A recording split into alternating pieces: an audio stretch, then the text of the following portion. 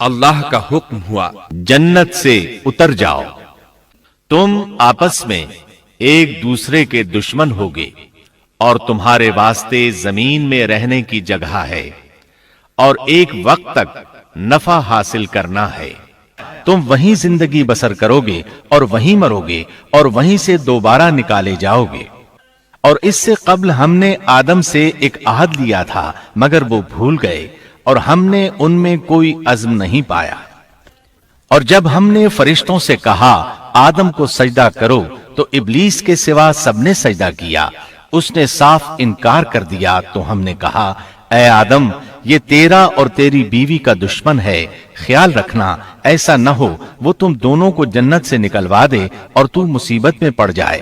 یہاں تو تجھے یہ آرام ہے کہ نہ تو بھوکا ہوتا ہے اور نہ ننگا، اور نہ تو یہاں پیاسا ہوتا ہے اور نہ دھوپ سے تکلیف اٹھاتا ہے۔ لیکن شیطان نے اسے وسوسے میں ڈال دیا، کہنے لگا میں آپ کو دائمی زندگی کے درخت اور وہ بادشاہت بتلاؤں جو کبھی پرانی نہ ہو۔ چنانچہ ان دونوں نے اس درخت سے کھایا، پس ان کے ستر کھل گئے اور وہ بہشت کے پتے اپنے اوپر چپکانے لگے۔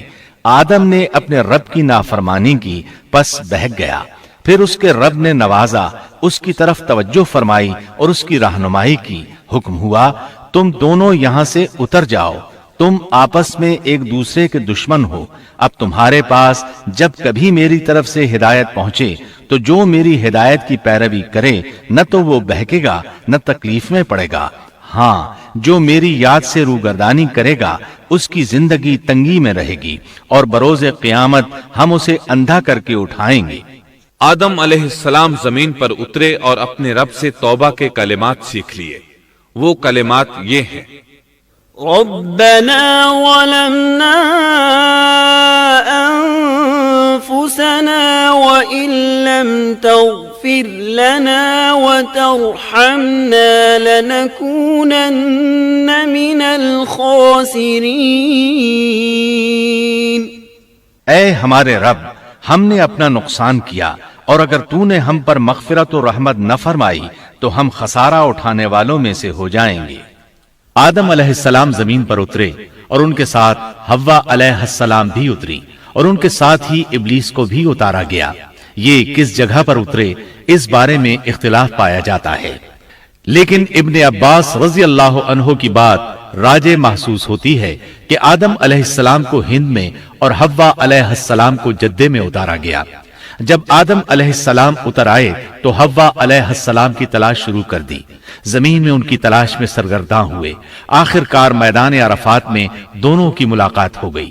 چونکہ میدان عرفات میں دونوں نے ایک دوسرے کی معرفت حاصل کی تھی اور ان کا آپس میں تعارف ہوا تھا، لہٰذا اسی مناسبت سے اس میدان کا نام عرفات مشہور ہو گیا۔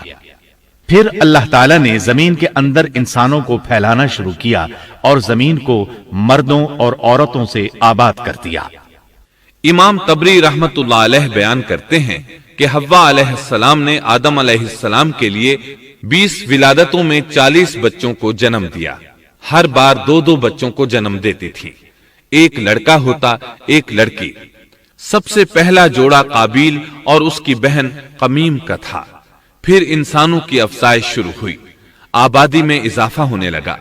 اللہ نے آدم علیہ السلام ہی کو ان کا نبی متعین کر دیا، وہ انہیں دین سکھاتے رہے۔ اس وقت تمام لوگ موحد تھے، خالص توحید کو اپنانے والے تھے، یعنی کان الناس امۃ واحدہ، تمام لوگ ایک ہی امت کے تھے، ان میں شرک کا شائبہ بھی نہ تھا۔ ابن جریر اور ابن کثیر رحمہم اللہ نے ابو موسیٰ اشعری رضی اللہ عنہ کی روایت بیان کی ہے، اللہ نے جب آدم علیہ السلام کو جنت سے زمین پر اتارا تو انہیں ہر چیز کی کاریگری اور صنعت کا علم تھا۔ جب وہ اترے تو عالم بھی تھے، لباس میں ملبوس بھی تھے، کام کاج کے تمام طریقوں سے باخبر بھی تھے، لوہے، آگ، لکڑی اور کپڑے کے استعمال سے بھی بخوبی واقف تھے۔ ہمارے برعکس وہ ان کاموں کو اپنی ابتدا ہی سے جان چکے تھے، کیونکہ ہم سب لوگوں کا حال یہ ہے کہ جب تک سکھایا نہ جائے ہمیں کچھ نہیں آتا۔ آج کے دور میں بعض افریقی قبائل کے افراد وحشیانہ اور غیر مہذب زندگی گزارتے ہیں۔ علماء کا کہنا ہے کہ یہ لوگ زمین پر رہنے والوں میں سے گمراہ ترین انسان ہیں۔ انہوں نے